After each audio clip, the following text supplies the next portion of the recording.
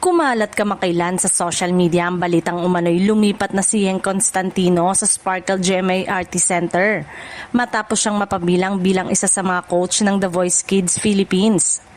Dahil dito, maraming netizen ang nagtaka kung tuluyan na nga bang iniwan ng singer-songwriter ang kanyang dating mga kaanak sa ABS-CBN. Gayunman, nilinaw na walang katotohanan ng naturang balita. Hanggang ngayon ay nananatiling contract artist si Yeng ng Cornerstone Entertainment, ang talent management na matagal nang humahawak sa kanyang karera. Wala pa ring opisyal na kontrata bilang artist ng Sparkle. Ang kanyang paglabas sa GMA Network ay eksklusibo lamang para sa kanyang pagiging coach sa The Voice Kids Philippines. Isa itong espesyal na proyekto na tinanggap niya bilang isang respetadong singer at songwriter at hindi indikasyon ng paglipat ng management o network.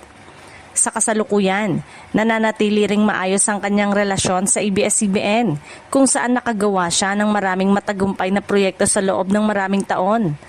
Patuloy rin siyang kinilala bilang isa sa mga pinakamahusay na OPM artist sa bansa at aktibong gumagawa ng musika at iba pang performances.